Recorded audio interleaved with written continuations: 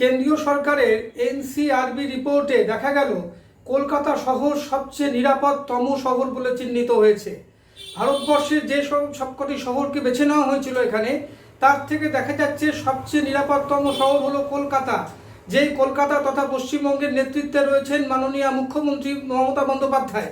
আজকে মমতা বন্দ্যোপাধ্যায়ের নেতৃত্বে বারবারই বলা হচ্ছে যে কলকাতা অত্যন্ত নিরাপদ এবং পশ্চিমবঙ্গে আইন শৃঙ্খলা অন্যান্য রাজ্যের তুলনায় অনেক ভালো। তা সত্ত্বেও কুণাল ঘোষের বক্তব্য যে একটা ঘটনাও যাতে না হয় সেই চেষ্টাই আমাদের থাকবে।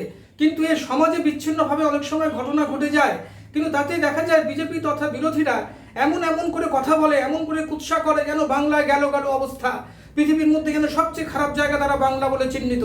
আরে আপনাদের কেন্দ্রীয় সরকার রয়েছে আজকে দিল্লিতে, তারা যে রিপোর্ট বার করেছে সেই এনসিআরবি রিপোর্টই দেখা যাচ্ছে যে বিজেপি শাসিত রাজ্য নয়, মমতা বন্দ্যোপাধ্যায়ের শাসিত যে রাজ্য, সেই রাজ্যে তথা কলকাতা শহর হচ্ছে সবচেয়ে নিরাপদতম।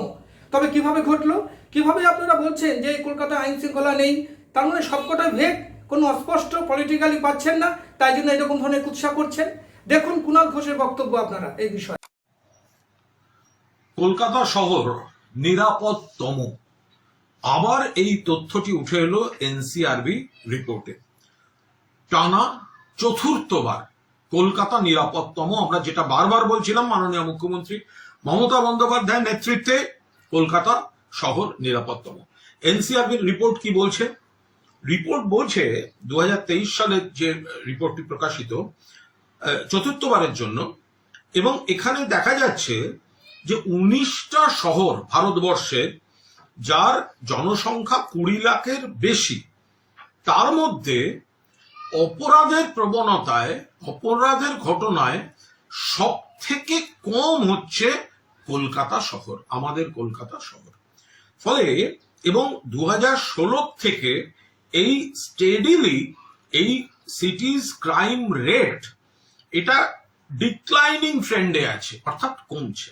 এর সঙ্গে আমি আর একটা বিষয় যোগ করবো, সেটা হচ্ছে যে একটা তো হচ্ছে নিরাপদতম, কম অপরাধের ঘটনা কমছে, আমরা চাই একটাও না হোক, কিন্তু এটা তো সমাজ, ফলে বিচ্ছিন্ন কিছু ঘটনা যার সঙ্গে রাজনীতির কোনো যোগাযোগ নেই। আইন শৃঙ্খলা খুব ভালো, নিরাপদতম শহর, মহিলাদের জন্য নিরাপদ।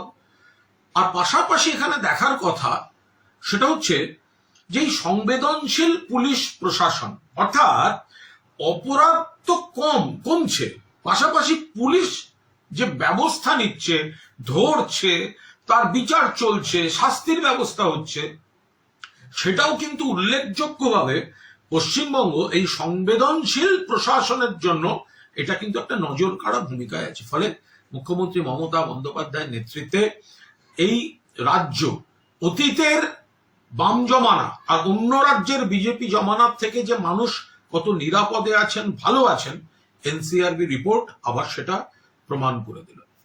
আমাদের ভিডিও ভালো লাগলে লাইক ও শেয়ার করুন, কমেন্ট সেকশনে গিয়ে জানান আপনাদের মতামত। আরও ভিডিও পেতে চ্যানেলকে সাবস্ক্রাইব করুন। প্রতি মুহূর্তে খবরের আপডেট পেতে প্রেস করুন বেল আইকন।